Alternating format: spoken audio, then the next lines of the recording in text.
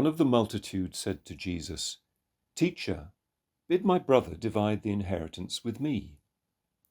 But Jesus said to him, "Man, who made me a judge or divider over you?" And he said to them, "Take heed and beware of all covetousness, for a man's life does not consist in the abundance of his possessions." And he told them a parable, saying, "The land of a rich man brought forth plentifully, and he thought to himself, 'What shall I do? For I have nowhere to store my crops.' And he said, 'I will do this. I will pull down my barns and build larger ones, and there I will store all my grain and my goods. And I will say to my soul, Soul, you have ample goods laid up for many years. Take your ease, eat, drink, be merry.' But God said to him, 'Fool, this night your soul is required of you, and the things you have prepared, whose will they be? So is he who lays up treasure for himself and is not rich toward God.'"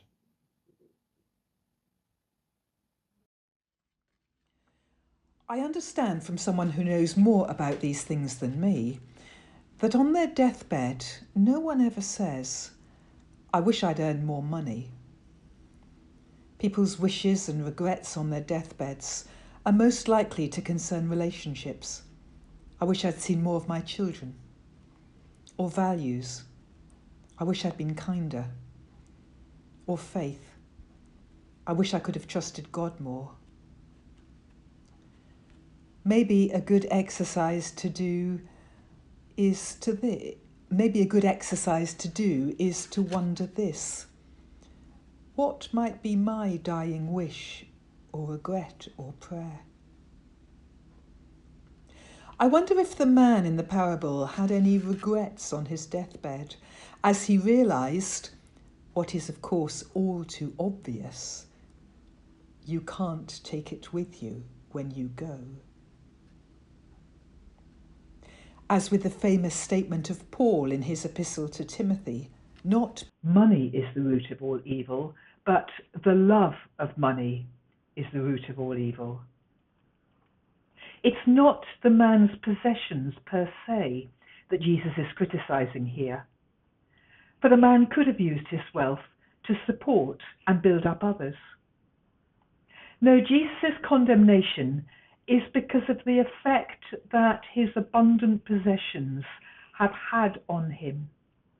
In the opening words, Jesus talks about greed and the man having too much. The man's words to himself, "Soul, relax, eat, drink, be merry," show that the man is relying utterly and only on his possessions to take him into life, with no thought for any responsibility or concern for God and his neighbours. He is utterly selfish.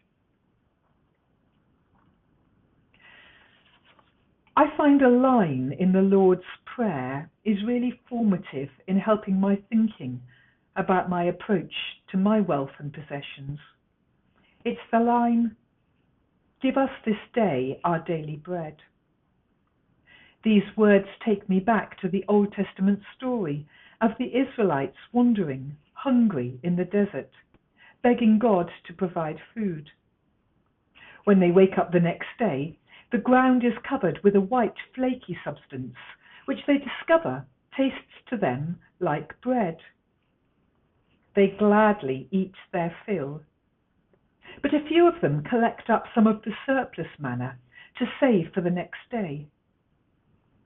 But that night, they discover that the manna that they've collected has gone mouldy and is completely inedible. However, the next day, God sends fresh manna again.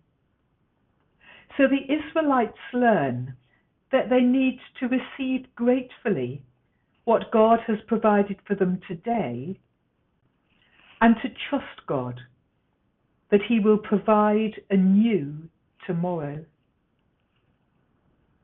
Give us this day our daily bread. Lord, please provide whatever I need for today, and help me to trust you that you will provide anew for me tomorrow.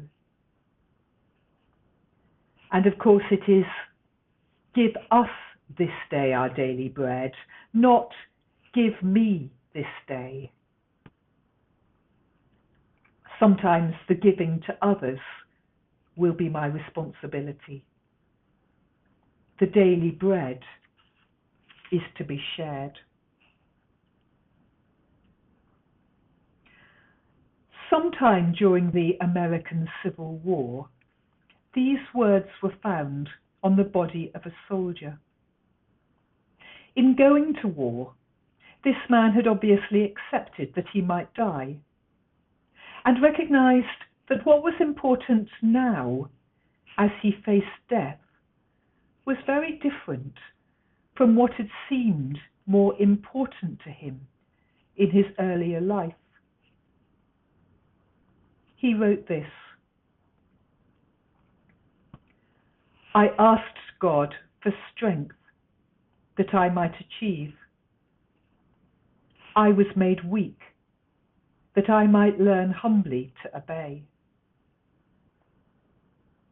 I asked for health that I might do great things. I was given infirmity that I might do better things. I asked for riches that I might be happy. I was given poverty that I might be wise. I asked for power that I might have the praise of men. I was given weakness that I might feel the need of God. I asked for all things that I might enjoy life. I was given life that I might enjoy all things. I got nothing that I asked for, but everything I had hoped for. Almost despite myself, my unspoken prayers were answered. I am, among all men, most richly blessed.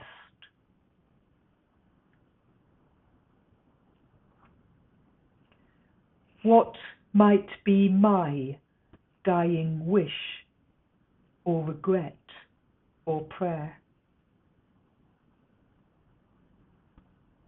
How can I change my life or my attitudes so that I can face the reality of that wish or regret or prayer today?